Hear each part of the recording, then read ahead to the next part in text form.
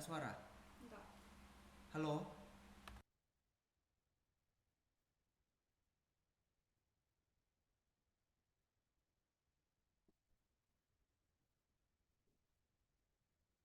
Ya, akan diperiksa. Jadi teman-teman eh, jangan hanya fokus kepada SPT tahunannya saja. Ya memang SPT tahunan itu merangkum semua perpajakan, tetapi yang bulanannya juga harus clear, harus sesuai. Ya. Nah, jenis-jenis pemeriksaan ya ada yang sifatnya rutin, kriteria seleksi, khusus, lokasi dan sebagainya. Ya. Nah, yang rutin ya tentu teman-teman banyak yang sudah mengetahui ya. Ketika wajib pajak, SPT-nya lebih bayar, SPT tahunannya lebih bayar, ya, itu akan diperiksa, ya. Ketika SPT tahunan teman-teman lebih bayar, ya, itu pasti diperiksa, ya.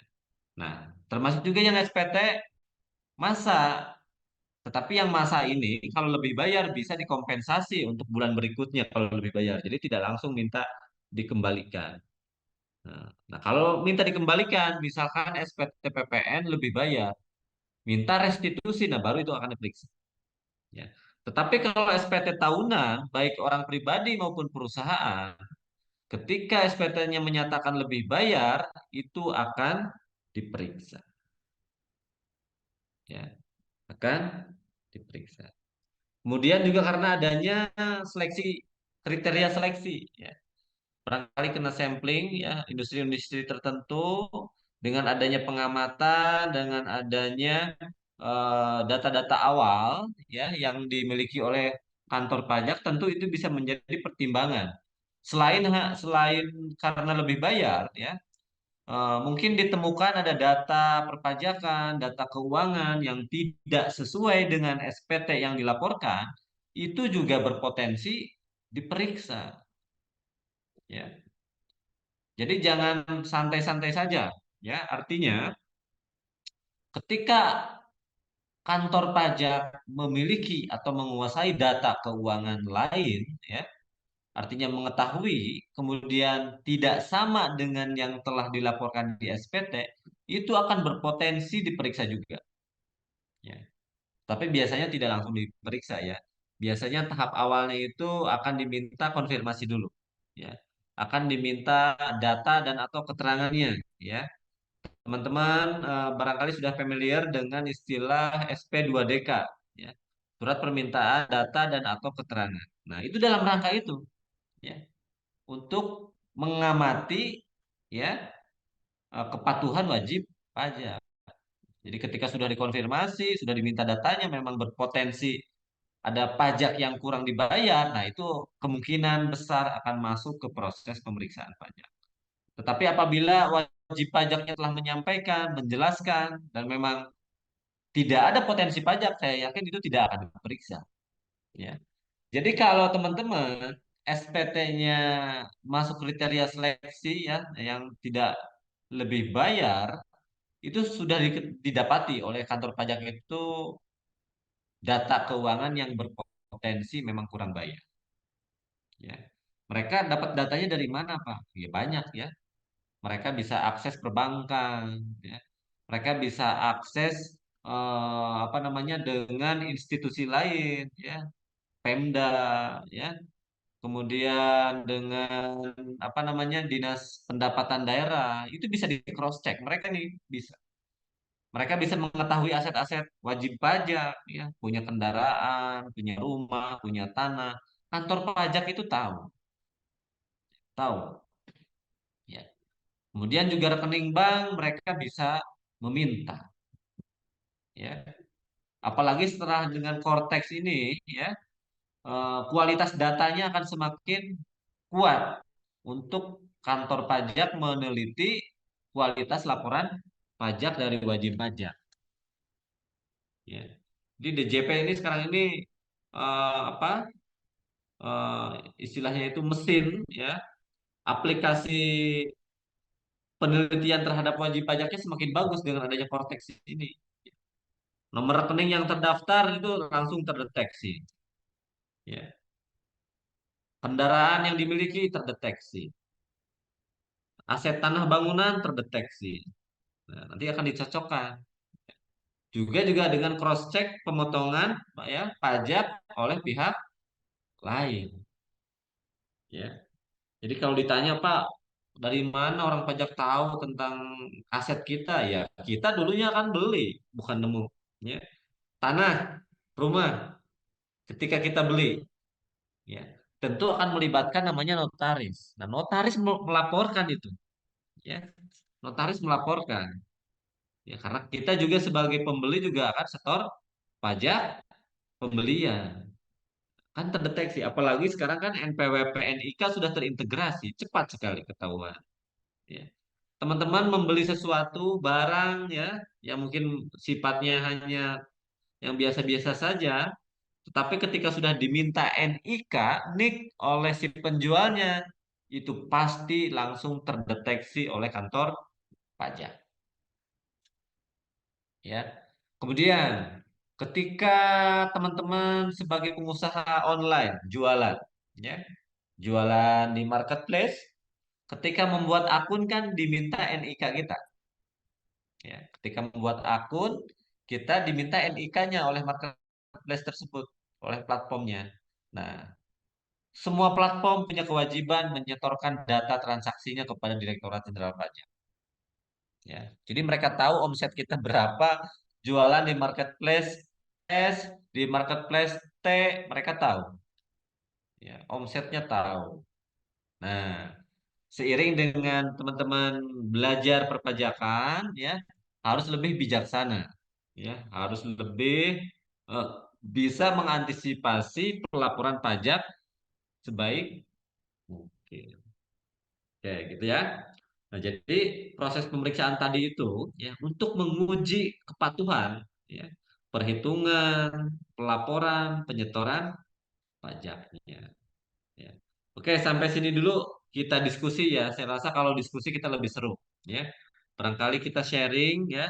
Barangkali di sini ada teman-teman dari sesama profesional perpajakan, mungkin ada akademisi perpajakan, ya kita sharing saja. Saya hanya berbagi pengalaman, tidak bermaksud untuk apa namanya menggurui, gitu kan. Saya lebih suka kita sharing. Silakan teman-teman berkaitan dengan pemeriksaan pajak. Saya break dulu untuk kita diskusi. Pak, langkah-langkah untuk menjadi auditor itu seperti apa? Waduh, auditor apa ini? Ya, saya sedang membahas pemeriksaan pajak. Oke, saya jawab saja ya sesuai pemahaman saya. Kebetulan juga saya sebagai apa dosen akuntansi, dosen perpajakan, nah, tentunya juga memahami dunia auditor. Ya, kalau teman-teman ingin menjadi seorang auditor, ya eh, tentunya harus punya pengalaman kerja dahulu ya di kantor akuntan publik. Ini auditor ya di kantor akuntan publik. Ya, teman-teman jadi staf auditor ya, mungkin jadi asisten auditor, nanti jadi manajernya auditor, supervisor dan sebagainya. Sama auditor juga sebagai profesi di bidang keuangan. Ya, kan ada yang gelarnya ya apa CAP itu, apa namanya itu akuntan publik itu, ya CPA ya yang bergelar CPA Certified Public Accountant. Nah, mereka yang lulus ujian ya berkompetensi, punya pengalaman, kemudian memperoleh izin praktek membuka kantor audit. Ya. Langkah-langkahnya apa? Ya, Anda harus menguasai dunia accounting tentunya. Dunia accounting, dunia perpajakan, dunia manajemen keuangan, manajemen risiko, ya. Ketika ingin menjadi auditor dan pengalaman. Kalau auditor, untuk menjadi seorang auditor yang berizin itu harus punya dibutuhkan pengalaman dulu. Ya, karena syaratnya itu untuk ikut ujiannya itu punya pengalaman ikut audit. Ya, tapi kalau konsultan pajak, teman-teman baru lulus hari ini dapat ijazah, besok sudah boleh ikut ujian konsultan pajak.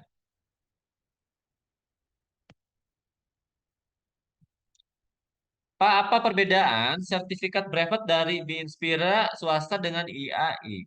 Ya, ya berbeda berbeda penyelenggaranya aja. ya secara substansi pelatihan sama-sama ya. Banyak lembaga baik itu kampus ya, perguruan tinggi, lembaga kursus, banyak yang sekarang ini menyelenggarakan brevet. Kantor konsultan pajak ada juga yang menyelenggarakan sertifikat brevet. Jadi bedanya apa? Ya hanya status tempat kursusnya saja yang berbeda. Ya.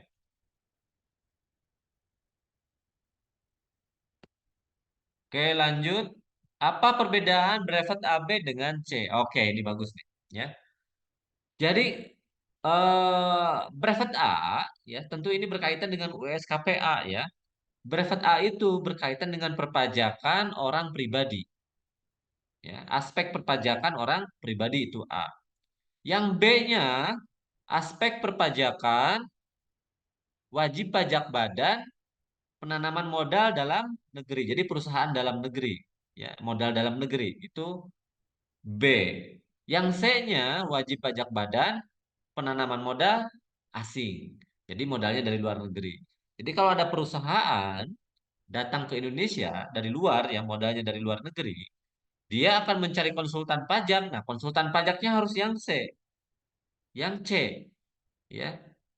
Nah, ketika perusahaan itu memang total modalnya dari dalam negeri, perusahaan dalam negeri, yaitu yang sertifikat B, ya, konsultan pajak B. Nah, yang A itu untuk aspek perpajakan orang pribadi, baik itu pengusaha, karyawan, ya, pegawai, artis, olahragawan, ketika akan berurusan dengan konsultan pajak, dia bisa yang A. Ya. Yang C bisa menangani A, B. Yang B bisa menangani yang A, tetapi tidak sebaliknya. Ya. Yang A tidak bisa menangani yang C. Apa perbedaan tes USKP ABC ya tadi ya aspek-aspek perpajakannya ya yang A untuk orang pribadi, yang B untuk perusahaan dalam negeri, yang C untuk perusahaan pemodalan luar negeri. Wah, ternyata banyak ya yang bertanya tentang ini luar biasa nih kelas ini. Kenapa SPT bisa lebih bayar, Pak? Dan mengapa terjadi pemeriksaan? Bagaimana konsepnya bagi orang pajak jika kita ada lebih bayar pajak dianggapnya? Karena apa? Oke, kenapa lebih bayar? Ya, lebih bayar timbul ya karena wajib pajak kelebihan membayar pajak ya daripada pajak yang terutang sesungguhnya ya. Perpajakan itu banyak ya. Ada 22, 23, 4 ayat 2. Kemudian ada angsuran PPh lima itu kan pajaknya dibayar di muka tuh. Ya, ini SPT tahunan ya, SPT tahunan. Nah, itu pajaknya dibayar di muka. Sementara pajak tahun berjalan itu baru ketahuannya di akhir tahun. Baru ketahuan di akhir tahun. Nah, pajak yang dari Januari, Februari, Maret yang sudah disetor tadi diakumulasikan di akhir tahun. Nah, nanti perhitungan keuangan ya di akhir tahun ya akan dihitung pula berapa sih sebetulnya kewajiban pajak setahunnya. Nah, itu ya lebih bayar bisa terjadi karena pajak yang sudah dibayar di muka tadi atau yang sudah dipotong lebih besar daripada pajak yang terutang sesungguhnya di akhir tahun. Itu akan jadi lebih bayar. Itu yang badan. Kalau yang PPN ya bisa juga lebih bayar di mana pajak masukan ya, pajak pembeliannya lebih besar daripada pajak keluarannya atau pajak penjualannya itu juga sama akan lebih bayar ya. Nah, nanti kalau teman-teman bagaimana membayangkan SPT lebih bayar, kurang bayar, nanti akan ada materinya masing-masing ya. SPT badan nanti ada di materi PPh badan, kemudian yang SPT masanya 21, 22, 23, 4 ayat 2 itu ada di PPh Potput. Kemudian yang PPN-nya nanti ada di materi PPN.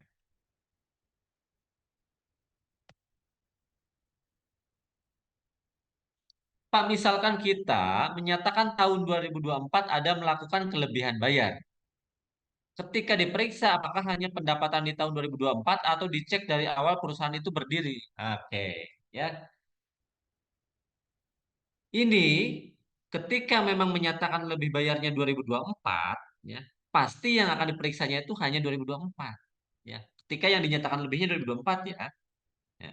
Nah, kalaupun nanti ditemukan data lain ya sebelum pemeriksaan nih, ya sebelum pemeriksaan dan sebagainya, wah ternyata ini harus diperiksa nih 3 tahun mundur, itu bisa jadi juga diperiksa.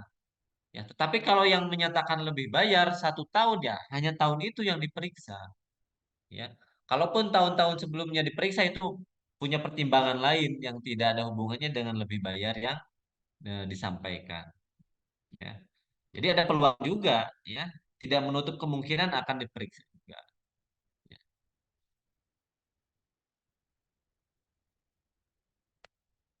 Karena apa? Karena laporan keuangan kan berangkai ya, saling taut menaut setiap tahunnya.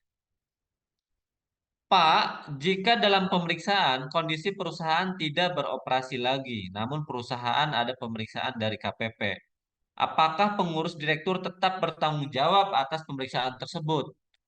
Apakah apabila sudah resign dan sudah tidak terima gaji dari perusahaan tersebut? Ya. Nah, ini tahun tersebut, ya.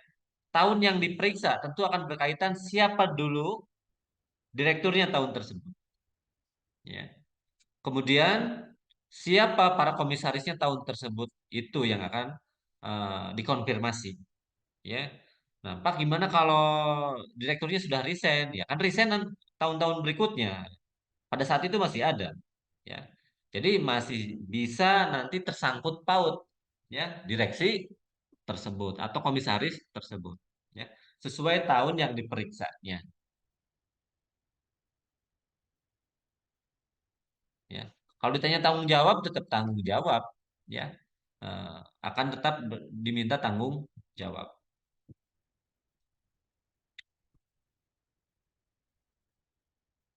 Pak, langkah-langkah loh tadi udah. Pak, apa saja biasanya diperiksa ketika dalam pemeriksaan?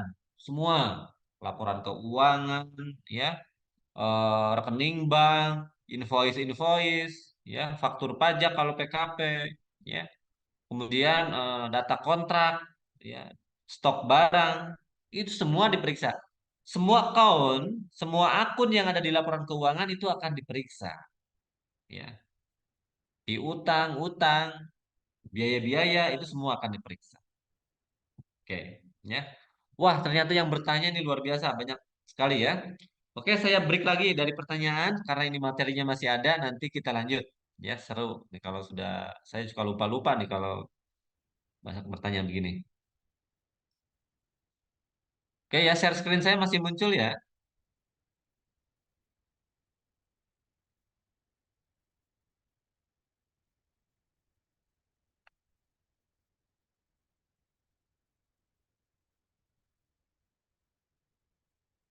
Oke, yang ada di slide-nya saya percepat saja.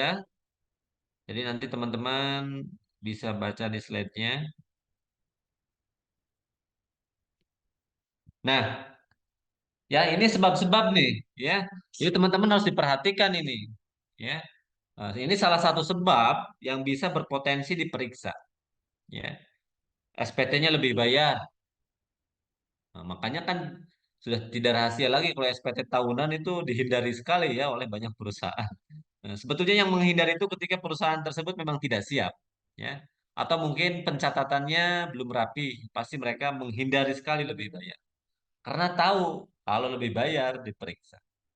Kemudian SPT-nya rugi, ya artinya laporan keuangannya mengalami kerugian fiskal, itu juga berpotensi diperiksa, ya. Kemudian SPT-nya unbalance, artinya SPT-nya itu ya antara apa namanya lampiran-lampiran ada ketidakcocokan, ya. Nanti teman-teman bisa dipahami ya ketika nanti ada materi PPh Badan dan SPT Potput, dipahami bagaimana cara menyinkronkan antar SPT. Terlebih lagi SPT massa dengan SPT Badan itu harus sinkron. Nah, Pak, gimana cara menyinkronkannya? Nah, ini perlu berlatih dan memang perlu praktek, ya, perlu praktek. Saya kasih contoh satu aja, ya, kasih contoh satu. Di SPT tahunan, ya, itu akan di SPT tahunan perusahaan, ya, itu akan mencantumkan di laporan laba ruginya tentunya ada biaya gaji. Nah, ya pasti kan, ya ada karyawan pasti ada biaya gaji. Ya. Ketika perusahaan di laporan laba ruginya ada biaya gaji, itu akan di equal atau akan disamakan dengan data dari SPT PPh satu selama 1 tahun. Ya, dicocokkan. Ada selisih enggak? Kalaupun ada selisih, harus bisa dijelaskan. Biasanya kantor pajak minta penjelasan tuh. Ya. Kok lebih besar biaya gaji nih daripada laporan SPT PPh 21-nya. Nah, itu akan dikonfirmasi. Artinya SPT-nya tidak balance. Ya. Kemudian SPT-nya salah hitung, ya, salah input dan sebagainya. Ya.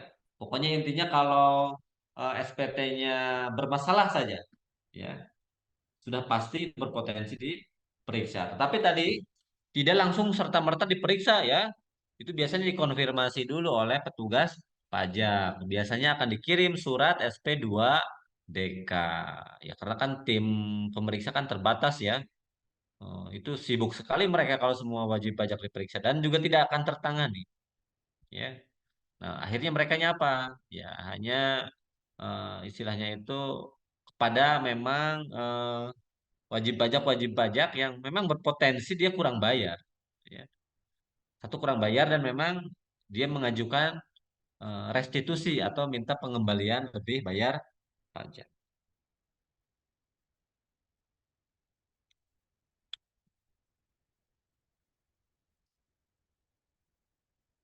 Nah, ketika proses pemeriksaan pajak dimulai itu kapan? Ya, misalkan ada wajib pajak akan diperiksa, ya.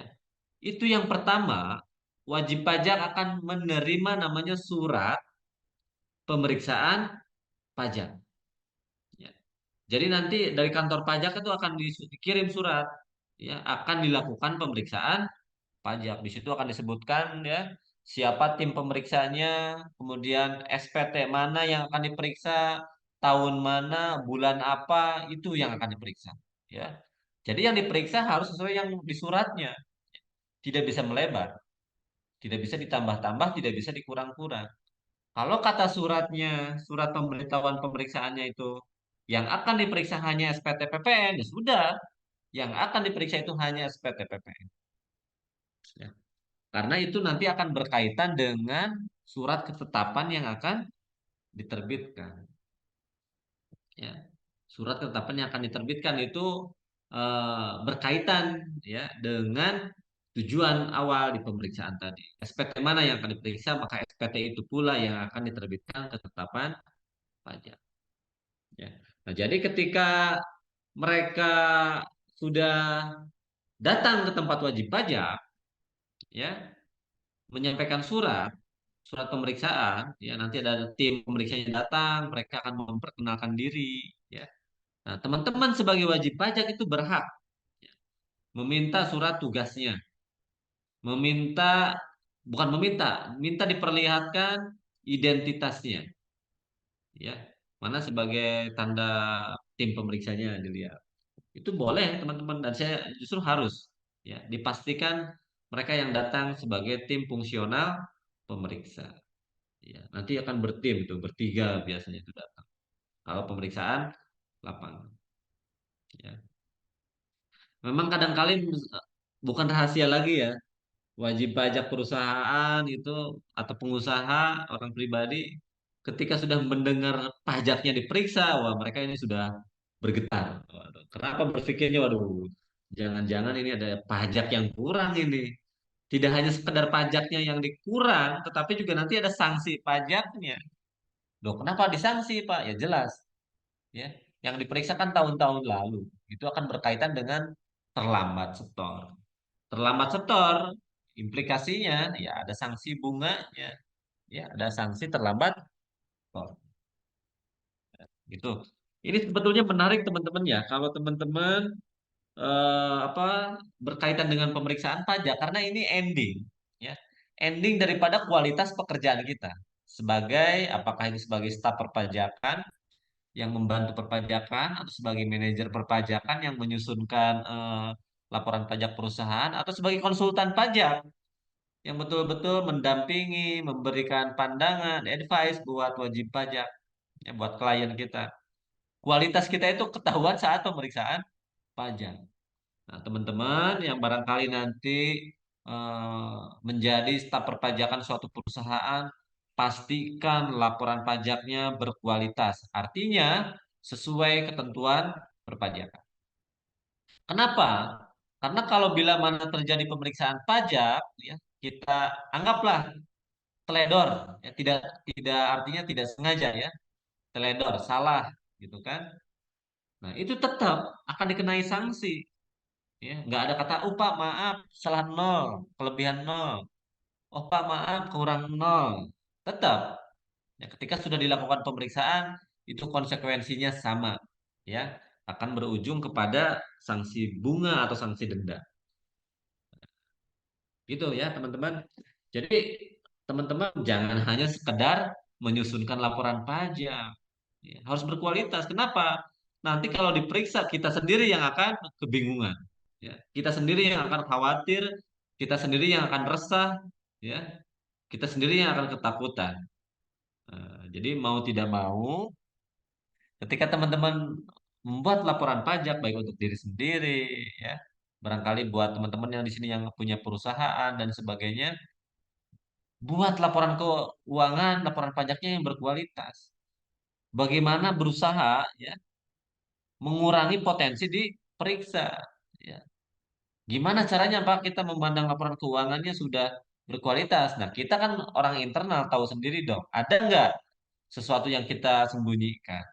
Ada nggak yang kita salah catat? Ada nggak yang kita salah hitung? Nah, itu harus diuji. Sebelum laporan pajaknya kita sampaikan, kita uji dulu oleh internal perusahaan. Cek balance. Ya. Bener gak nih nilai penjualannya sekian? Bener gak nih nilai pembelian sekian? Nilai nggak? Bener gak nilai biayanya sekian? Bener gak nih penerapan peraturannya? Bener gak nih tarifnya? Itu harus dicek. Ya. Nah, itu salah satu bagian daripada kita untuk menghindari dikenakan pemeriksaan pajak. Ya, jadi yang pertama adalah laporan pajaknya berkualitas sesuai ketentuan perpajakan. Ya. Aturannya dipahami. Nah, ini yang penting juga. Ketika kita memang berprofesi di dunia perpajakan, apapun itu profesinya, ya, mau tidak mau kita harus melek namanya peraturan perpajakan. Karena dinamis sekali peraturan perpajakan itu, tarifnya kadang berubah, kebijakannya berubah, step-stepnya, ya, treatmentnya berubah. Sekarang ini banyak berubah. Mau tidak mau kita yang berprofesi di bidang perpajakan harus terus-menerus update peraturan perpajakan. Nah, makanya dibutuhkan teman-teman itu masuk dalam suatu komunitas. Ya. Apakah itu komunitas staf perpajakan atau para pembelajar pajak atau masuk ke konsultan pajak. Ya. Oh iya, teman-teman juga sekarang sudah bisa masuk grup ya. Barangkali bisa minta ke admin grup WA-nya, minta dimasukkan ke grup alumni itu boleh silakan. Oh, itu di grup alumni itu ramai sekali. Ya, ramainya bertanya, berdiskusi tentang teknis pelaporan pajak. Rata-rata mendiskusikan teknis laporan pajak karena banyak praktisi juga, ya. Nah, di sana tukar pikiran, pengalaman dan sebagainya, sharing. Kalau kita hanya belajar mengandalkan buka buku, ikut webinar, ikut kursus itu kalau di dunia perpajakan itu sangat-sangat kurang. Yang paling bagus adalah kita praktek, ya, kemudian, ya, kita masuk dalam suatu komunitas supaya ada teman, ya, bertanya, diskusi dan sebagainya. Ya. Oke, kembali lagi ke pemeriksaan. Ya. Nah, ketika sudah surat pemeriksaannya disampaikan, mereka datang ke tempat perusahaan atau ke tempat wajib pajak, mereka akan meminta data-data yang berkaitan dengan laporan pajak dan laporan keuangan. Ya. Ledgernya diminta, ya, catatan-catatan transaksi, ya, diminta, rekening bank diminta, stok barang kalau ada diminta, data customer diminta, ya, kemudian data supplier, vendor diminta. Ya. Nah, bisa jadi di antara mereka itu akan dikonfirmasi. Data karyawan diminta, ya, semua. Invoice, data kontrak diminta. Ya, apapun itu yang berkaitan dengan eh, siklus dari laporan keuangan itu pasti akan diminta.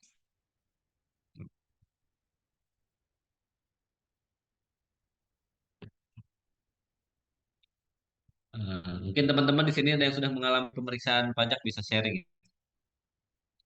Nah, kemudian ketika proses pemeriksaan pajak berjalan, ya nanti juga dengan seiringnya waktu itu kita akan tahu wah ini kemungkinan kurang bayar, ya, atau ini lebih bayar atau sebagainya, ya.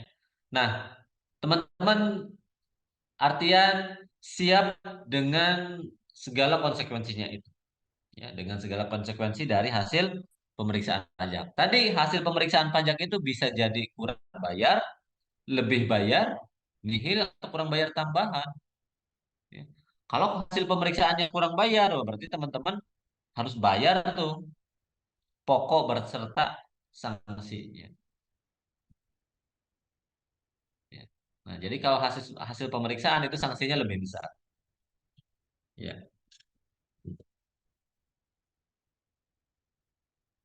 Nah, setelah proses pemeriksaan berjalan, ya nanti di akhir proses pemeriksaan, tim pemeriksa akan menyerahkan, ya, laporan hasil penelitian. Nah, laporan hasil pemeriksaan LHP, ya. Nah, dari laporan hasil pemeriksaan ini akan disampaikan kepada wajib pajak. Kemudian selanjutnya akan ada namanya proses pembahasan akhir antara tim pemeriksa dengan wajib pajak. Jadi barangkali ada poin-poin mana saja, ya, yang harus disampaikan dijelaskan, ya. Kemudian nanti apakah ada persetujuan dan tidak dari wajib pajak. Bisa jadi setuju tuh wajib pajak hasil pemeriksaan. Misalkan kata tim pemeriksa, oh bapak kurang bayar nih 1 miliar. Wajib pajaknya merasa, oh, ya, memang benar kurang. Ya sudah pak, saya setuju. Nah, bisa jadi hasil pemeriksaannya itu tidak setuju. Ya, si wajib pajaknya tidak setuju. Kata tim pemeriksa, wah Bapak kurang bayar nih 1 miliar. Menurut wajib pajak, loh Pak, saya tidak sebesar itu kurangnya. Ya, menurut data keuangan, data transaksi dan sebagainya, ya hanya 100 juta Pak, tidak sebesar 1 miliar. Nah, itu ada ketidaksamaan. Gimana kalau tidak sesuai begitu? Ya, ya kalau memang tim pemeriksa sudah punya keyakinan yang kuat bahwa kurang bayarnya 1 miliar, tetapi juga di sisi lain wajib pajaknya juga sangat yakin hanya 100 juta, ya silakan. Nanti wajib pajak bisa mengajukan namanya keberatan, ya. Keberatan dari hasil pemeriksaan tadi. Makanya step tadi ya, setelah proses pemeriksaan, apabila ada sengketa pajak, itu lanjut kepada namanya proses keberatan. Tuh, keberatan, ya. Oke, yang lain-lainnya, yang singkat-singkatnya, yang di slide teman-teman baca ya. Oke, saya ganti slide dulu sebentar.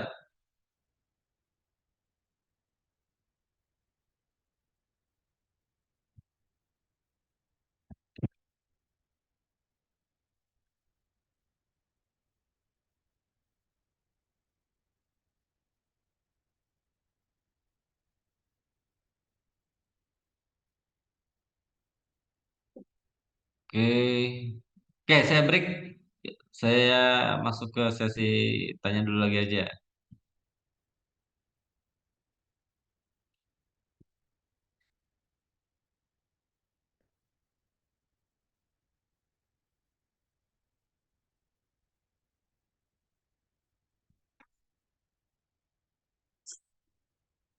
Ntar saya buka dulu sesi-sesi.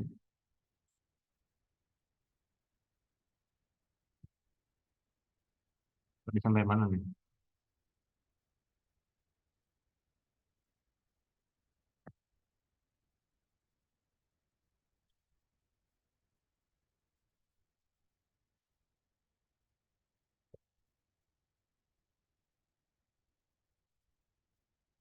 Oke,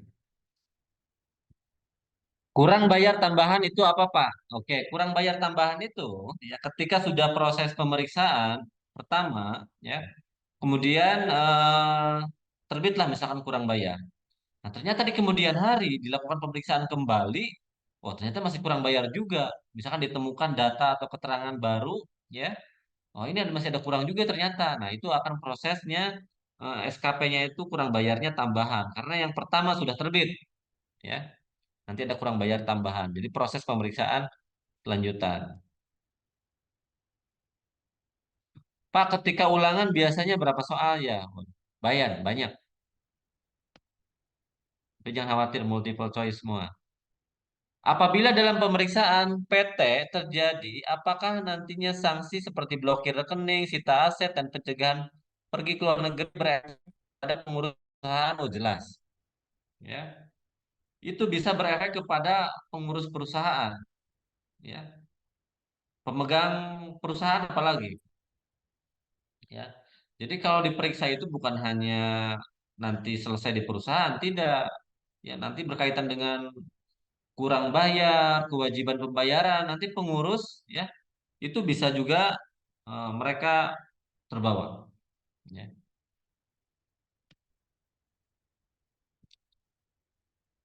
Pak, supaya tidak kena periksa gimana Pak?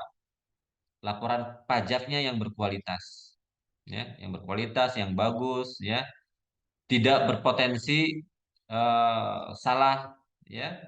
Kemudian tidak lebih bayar, ya. Karena kalau lebih bayar pasti diperiksa. Tapi gini, intinya teman-teman, bukan menjadi fokusnya itu bukan bagaimana tidak diperiksa, jangan. Ya. Yang menjadi fokusnya itu adalah bagaimana laporan keuangan kita berkualitas, ya, benar, sesuai. Itu. Kalaupun diperiksa, tidak akan sampai wah yang udah benar ditambah-tambahin oleh pemeriksa tidak, ya. Itu kalau kurang bayar terjadi ya memang memang ada kurang bayar, ya. Diperiksa itu tidak hasilnya tidak hanya kurang bayar ya bisa jadi sebaliknya lebih bayar juga ada. Diperiksa loh, Pak ini Bapak lebih bayar ternyata itu ada yang begitu. Meskipun sedikit atau nihil, ya. Wah ini SPT-nya sudah benar nih, pajaknya juga sudah sesuai, udah nihil gitu. Ya. Jadi yang menjadi fokus teman-teman bukan bagaimana menghindar pemeriksaan, bukan.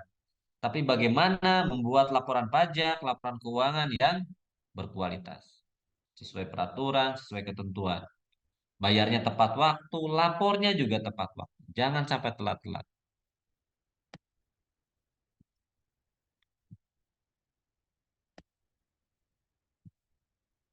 Apakah wajib pajak perorangan akan terkena pemeriksaan karena tidak pernah lapor PPh tahunannya? S karena dia kerja di beberapa klien yang tidak pernah dapat bukti potong gajinya. Itu bisa berpotensi ya. Kalau salah satu penyebab tidak apa dilakukannya pemeriksaan, salah satunya tidak lapor pajak, sudah disurati, dikonfirmasi oleh kantor pajak untuk lapor. Ini nggak lapor-lapor, itu berpotensi diperiksa. Ya.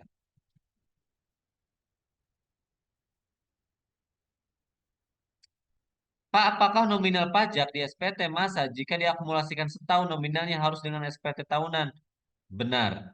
Ya, itu yang namanya prinsip ekualisasi ya. Seperti tadi saya bilang, misalkan SPT PPh satu pengakuan penghasilannya harus sama dengan pengakuan biaya yang ada di laporan keuangannya setahun. Betul, harus sama. Pak, bagaimana caranya membuat agar perusahaan menghemat pengeluaran pajak? Ya, indikator hemat itu ya di dalam pajak itu kesesuaian. Wah, itu udah dikatakan hemat. Ya, jadi kalau sesuai perhitungan harus bayar 100 juta, kita bayar 100 juta itu sudah hemat. Ya, bukan mengurang-ngurangi. Justru kalau mengurang-ngurangi dengan cara yang keliru itu justru berpotensi boros pajak. Loh kok boros Pak dikurangi? Nggak jelas. Nanti ketika diperiksa ketahuan kurang bayar ditambah sanksinya, tambah bunganya kan jadi lebih besar justru itu. Nah, jadi pertanyaannya gimana cara menghemat? Hitungannya harus tepat. Setornya harus tepat, lapornya harus tepat.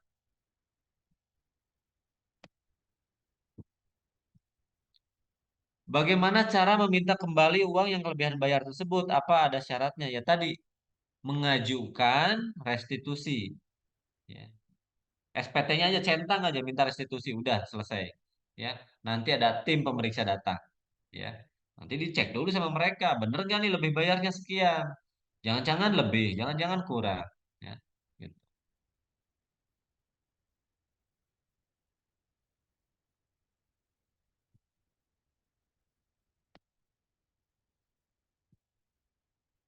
Apakah ada kemungkinan diperiksa jika di kontrak sewa bangunan berbeda dengan sewa yang dibayarkan kepada pemilik bangunan? Dan sebaiknya melaporkannya yang sesuai tertera di kontrak atau sesuai yang dibayarkan. Saya rasa pertanyaan ini semua orang sudah paham ya. Ya tentunya harus sesuai dengan kontrak ya. Jadi ketika kita mencatat suatu transaksi ya catatlah sesuai dengan transaksi sebenarnya. Di mana ya di kontrak, di bukti pembayaran, di transfer dan sebagainya. Ya, gitu ya. Jadi teman-teman harus memahami sejauh itu ya. Jadi apa namanya? Untuk pembayaran, untuk kewajiban dan sebagainya harus sesuai dengan kenyataan. Itu yang benar. Terkait Cortex yang berlaku dan terkoneksi setiap transaksi kita. Jadi saat ini terkait permintaan si pengusaha untuk menggunakan double book, apa sebaiknya kita sampaikan, Pak? Karena kan malah akan menjadi risiko. Oh, betul, sampaikan. Ya. Double book ini sekarang sangat sekali berisiko. Karena sangat mudah ketahuan. Ya. Apalagi kalau transaksinya semua berbasis rekening bank. Udah itu dipastikan sulit menghindarinya. Ya. Jadi udah tidak usah double book ya karena risikonya besar dengan Cortex ini. Ya. Gampang ketahuan maksudnya begitu.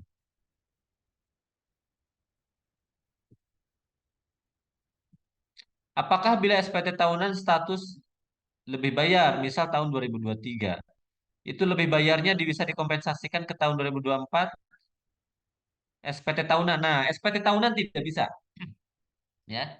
SPT tahunan lebih bayar itu langsung pemeriksaan pajak ya. Kalau SPT masa PPN 21 ya lebih bayar itu bisa loncat tahun kompensasinya. Tapi kalau SPT tahunan lebih bayar itu berujung lebih bayar restitusi dan diperiksa.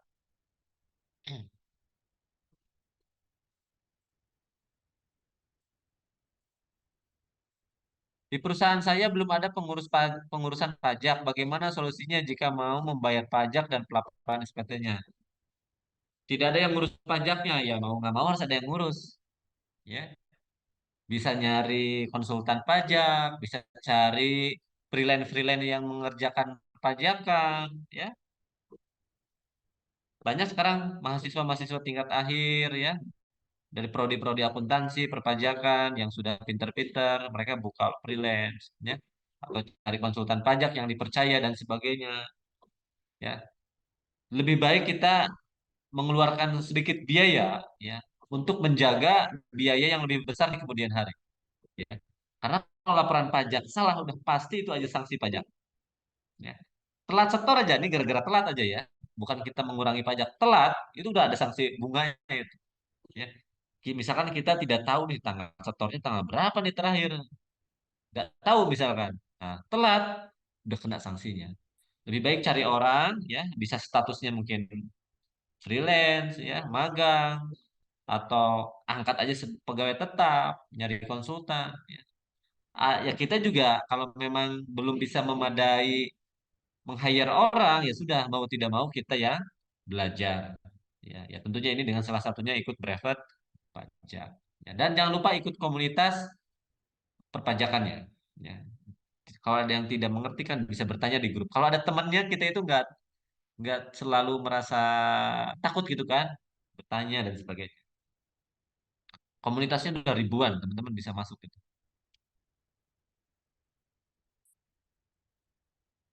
Pak, apabila pengajuan penghapusan sanksi pajak Sebentar nih. Dan bunga ditolak oleh Kanwil apa bisa diajukan kembali? Oh tidak. Ya. Jadi kalau teman-teman sudah mengajukan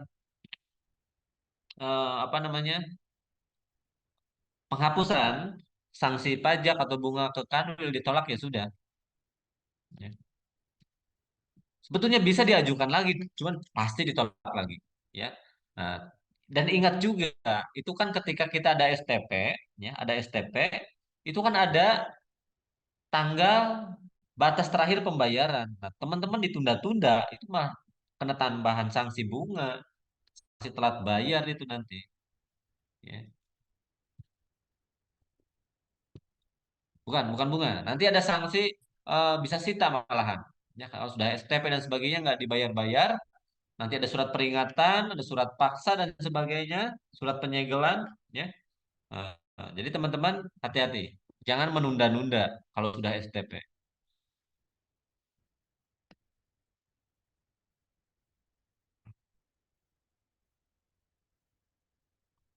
Oke, saya lanjut kembali ke pembahasan.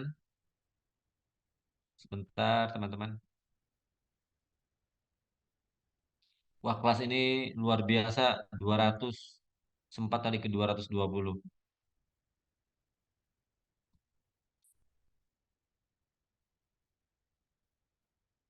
Nanti kalau ada yang kelas Cortex, seperti yang tadi saya bilang, ikut ya.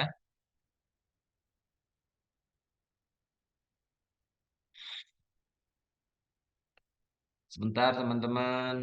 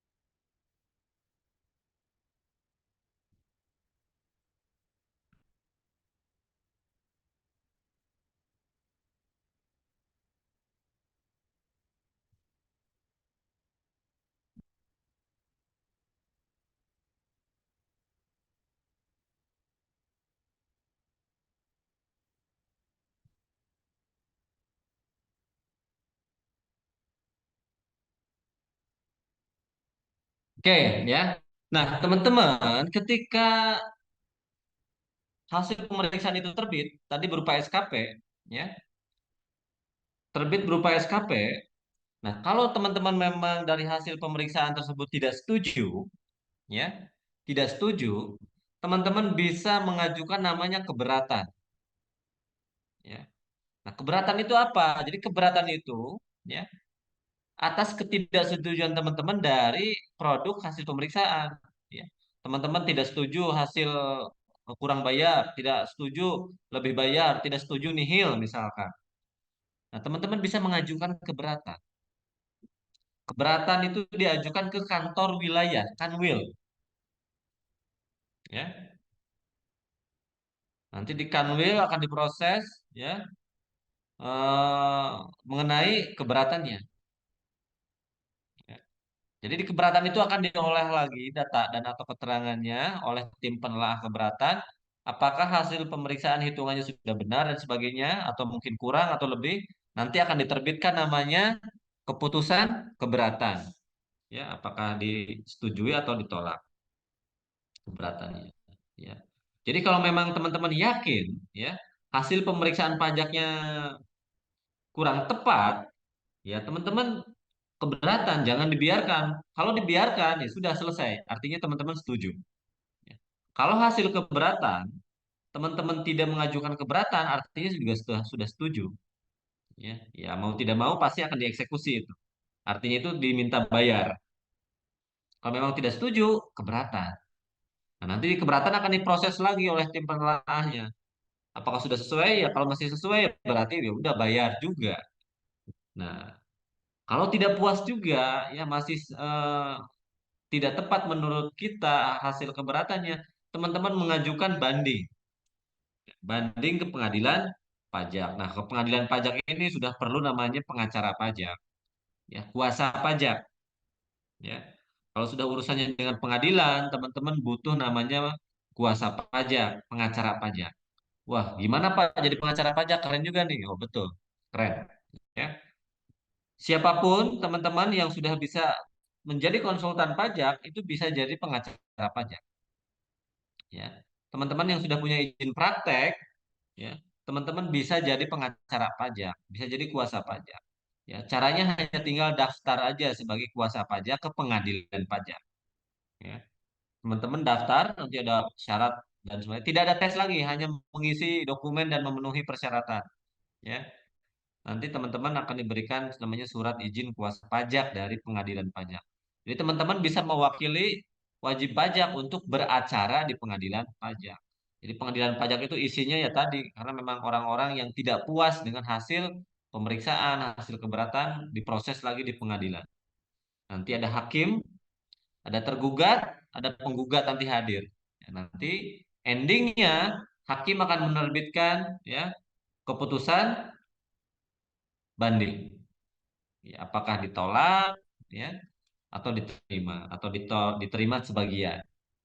Gitu.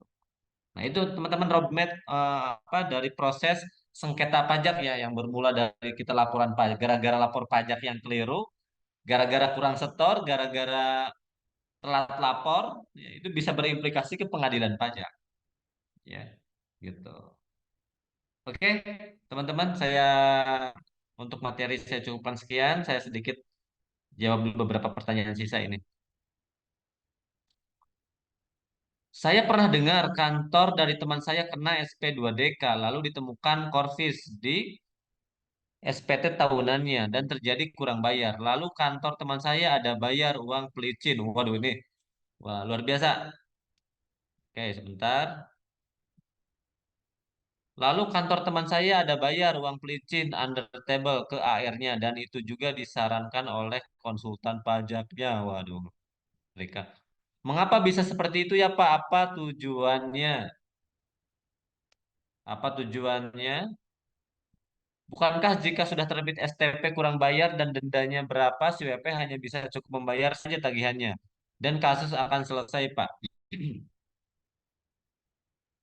Wah, saya harus jawab dari sisi apa ya? Gini, ya, namanya kita manusia yang ada di berbagai institusi ya, kita pasti sudah memahami tidak semuanya lurus. Ya, ada saja yang namanya ya bisa jadi dari oknum wajib pajak, dari oknum petugas pajak dan sebagainya. Saya yakin ini teman-teman sudah memahami ini dan bukan rahasia lagi. Ya, betul, itu bisa saja terjadi. Ya, ketika semuanya apa sudah jelas hasil pemeriksaannya berapa, ya, ada kalanya wajib pajak Pak minta dikurangi Pak. Ya, kemudian dijanjikan diberikan sesuatu gitu kan, ya saya potensi kita udah bukan apa ya, bukan rahasia lagi gitu, memang ada kalanya begitu, tapi itu hanya oknum, ya, tidak semua begitu. Saya yakin namanya oknum itu ada dimanapun ya, di semua institusi saya yakin namanya oknum itu ada, ya.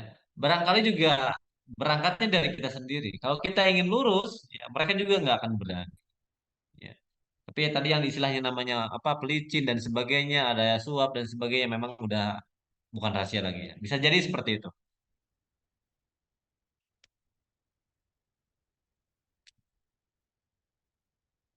Yang pertanyaannya sama-sama dengan yang di atas saya lewat ya.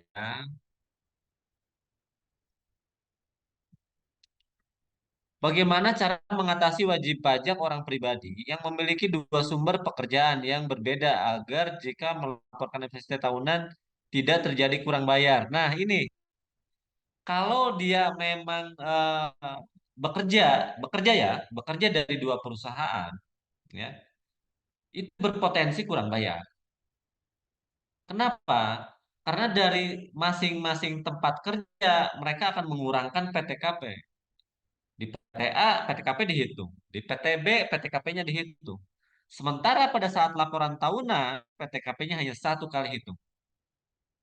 Itu akan ada jadi selisih, kurang bayar. Nggak bisa, memang pasti kurang bayar karena SPT-nya apa namanya? Ketika perhitungan bukti potong tahunannya, masing-masing perusahaan menghitungkan PTKP-nya. Kalau mau PTKP-nya nolin, ya tapi ya susah juga karena mereka akan mempertanyakan status PTKP. Pasti kurang bayar.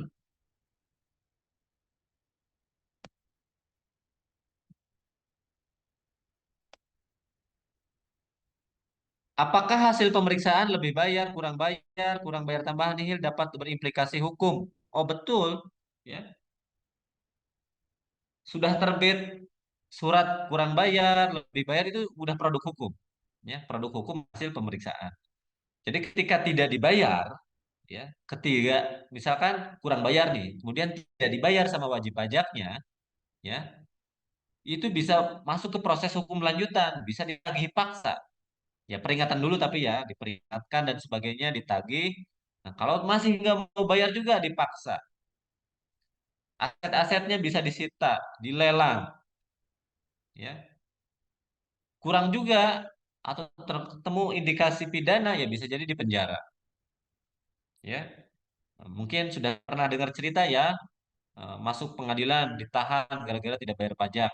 Satu dua kasus kan banyak di media sosial ya.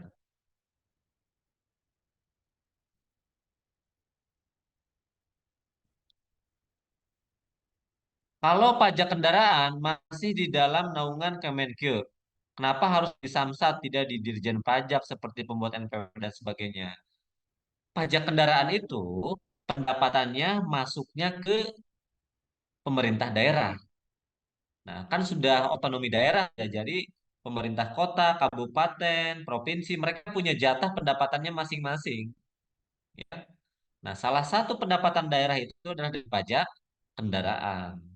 Ya, nah itu makanya pajak kendaraan tidak dikelola oleh Dirjen Pajak, tetapi oleh Dinas Pendapatan Provinsi. Pajak kendaraan itu pendapatan aslinya provinsi.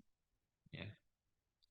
Nah, jadi alasannya kenapa? Karena memang sudah ada otonomi daerah berkaitan dengan pembagian pendapatan daerah. Jadi ada yang pendapatan langsung ke pusat, ada yang pendapatannya diterima oleh provinsi, ada pendapatan yang diterima oleh kota atau kabupaten.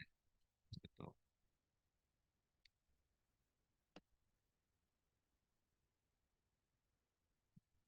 Jika wajib pajak, jika wajib pajak punya bisnis properti, di mana terkadang pengusaha properti ini untuk jual beli secara real dan jual beli pengeluaran pajak tidak sama.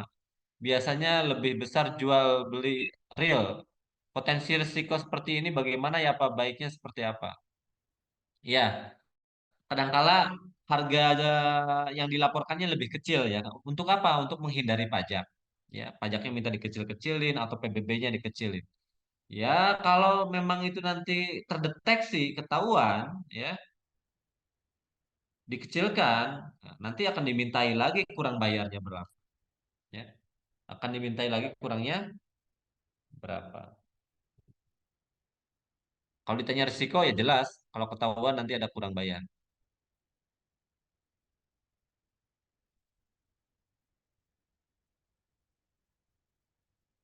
Pak, bagaimana langkah mendapat gelar BKP? Teman-teman punya ijazah S1, ikut USKP, ujian konsultan pajak, kemudian mengajukan izin praktek konsultan pajak ke Kementerian Keuangan. Itu boleh pakai BKP.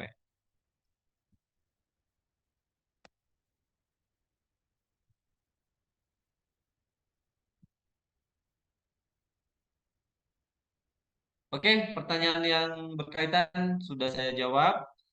Mudah-mudahan teman-teman semua yang hadir pada kesempatan sore ini semakin bersemangat untuk memahami pajak, ya. Teman-teman, saya kasih bocoran nih, ya.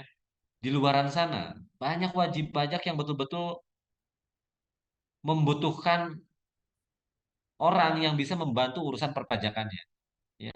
Dengan korteks ini yang betul-betul istilahnya butuh perhatian khusus, artinya kalau teman-teman menguasai, teman-teman bisa, itu teman-teman bisa menjadikan sumber penghasilan. Bisa freelance, ya, bisa magang, bisa full time, bisa jadi konsultan pajak. Wajib pajak itu jutaan loh, banyak sekali. Ya, konsultan pajak sedikit. Ya. Orang yang mau masuk ke dunia pajak juga sedikit. Ya, itu. Ini peluang barangkali nanti teman-teman memang dapat jodohnya di apa di bidang perpajakan, apa namanya? Ini bisa dijadikan peluang. Ya. Kapan Pak ada webinar Cortex? Nanti diinfokan di apa di grup, ya. Diinfokan juga di Instagram yang terafiliasi. Ya, ditunggu saja kabarnya. Setiap bulan biasanya ada. Oke. Oke teman-teman, saya rasa pertemuan hari ini saya cukupkan sekian ya.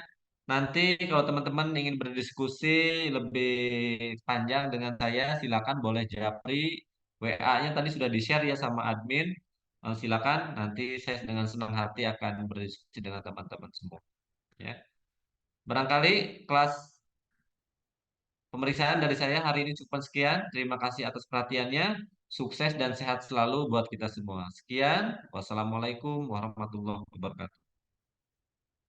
Waalaikumsalam warahmatullahi wabarakatuh. Terima kasih Pak Fajar untuk materinya yang luar biasa di sore hari ini. Bagaimana teman-teman udah cukup banyak ya yang diterima dan mungkin jika ada sesuatu atau hal yang belum dipahami atau masih ingin didiskusikan kembali lebih lanjut dengan pemateri kita sore hari ini yaitu Pak Fajar, bisa disampaikan ya, bisa disampaikan melalui admin atau disampaikan langsung kepada Pak Fajar. Seperti itu. Jika tidak ada lagi yang ingin ditanyakan, saya cukupkan untuk pertemuan kita sore hari ini. Jangan lupa kita masih ada kelas besok sore di jam yang sama, yaitu 15.00. Untuk Oke, untuk record Zoom dan juga informasi ujian itu akan disampaikan di hari Senin pada jam kerja ya. Jadi mohon ditunggu. Baik, terima kasih atas partisipasi dan antusias teman-teman sekalian. Saya akhiri pertemuan pada sore hari ini. Assalamualaikum warahmatullahi wabarakatuh. Selamat melanjutkan aktivitas.